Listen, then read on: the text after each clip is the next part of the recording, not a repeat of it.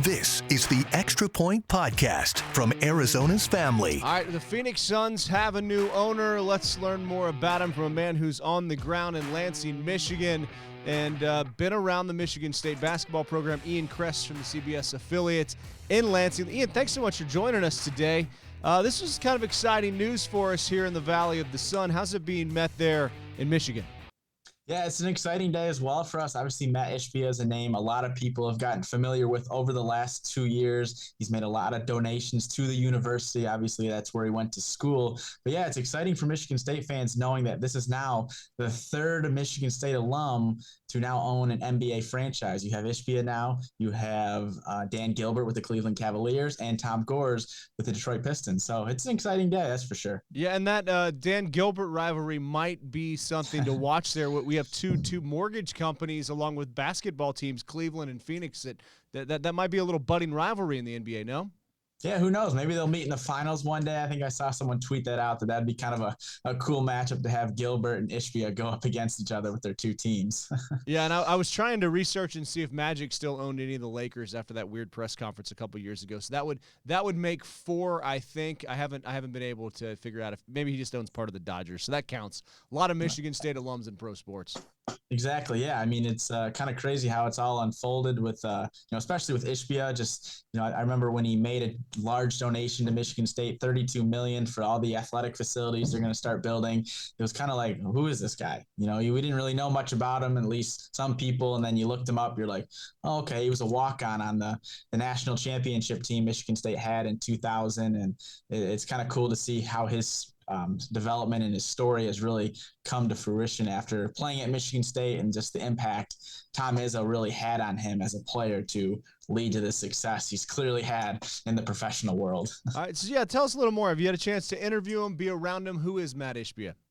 So I have not officially interviewed him. I just have been, in the press conference, or I've seen the press conferences that he's held at the university once he's made some of these donations. But I have seen him a number of times at games, whether it's football or basketball. He always tends to make an appearance. He's always on the sideline or has those front row seats. And a lot of people are always coming up to him just to introduce themselves to him. Or I know Mel Tucker, the football coach, also has had a lot of good conversations, as Ishbia, of course, funded a good amount of Mel Tucker's contract of $95 million that he received last year. So I haven't officially talked to Ishbia ever, but he is certainly someone that you see a lot when you go to a Michigan State athletic event, especially basketball. How much is his mortgage company a factor in just business and where people work and the culture there? Is it in Michigan? Yeah, it is near the Detroit area. I know he has, I believe, like 8,000 people working for him. And I believe it was a company that his dad originally founded and then he took over. So it's something that he has just continued to build off of. It wasn't as successful when his dad was running it, from what I'm understanding, but Mat has certainly taken it to a new level of where he's worth $5.1 billion right now. So he's done well. Well, and you think about Tom Izzo, and we see him every March, and you think about his influence on the new Suns owner. When somebody, I guess you could say, studies under Tom Izzo, how does that impact them, and what are some of the common traits that you see up there?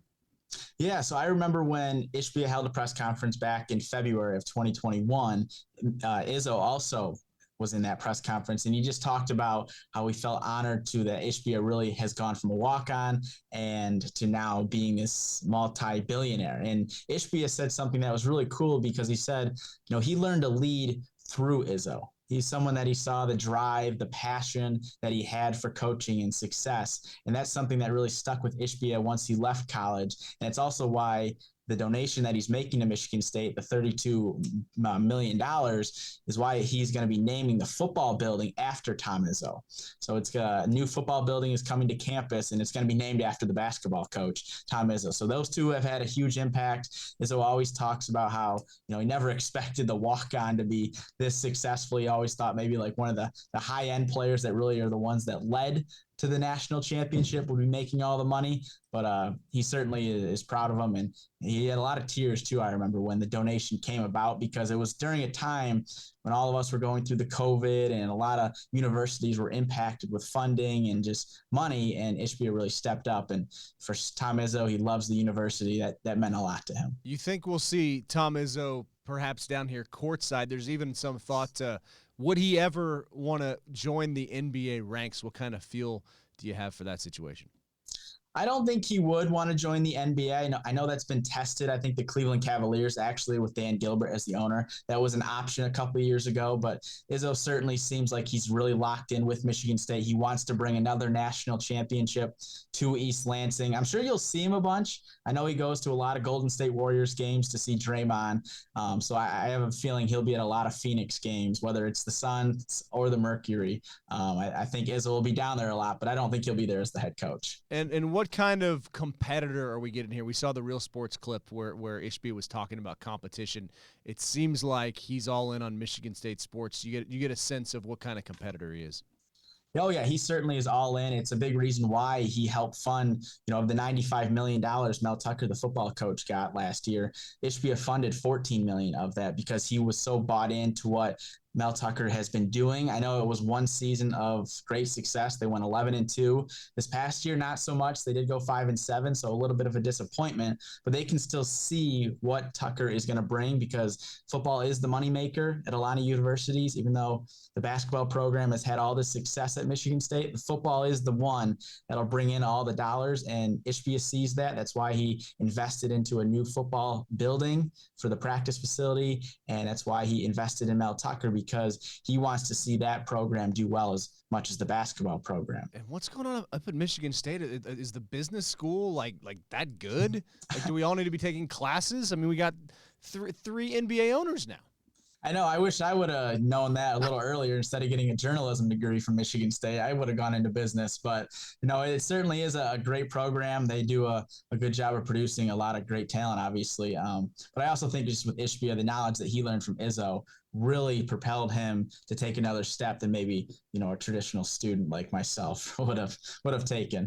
What is the temperature up there today in Lansing, by the way?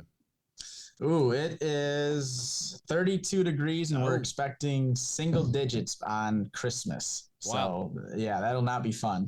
Have you considered maybe taking the show on the road for Christmas down here to Phoenix and, maybe doing some road reports from the Fiesta Bowl? I don't know you have a Michigan State tie. You could just come down and, Yeah, I mean, follow I know the story. We do. We cover mostly Michigan State, but we do also dip our toes into Michigan and what's going on in Ann Arbor. Obviously, they're doing really well in football. So I don't know if we'll go for the Fiesta Bowl just because I think the national championship, I think, is the one we would want to go to if they were to make it. But, we might have to go down there now if there's more ties there with Ishbia and if Izzo goes down there. I know Devin Booker's from Michigan, so, there could be some ties there for us to take a trip. Oh, I didn't even think about that. Devin Booker and his new owner. That's going to be interesting. So, hey, we appreciate your time today. If you do make it down to the Fiesta Bowl, let us know.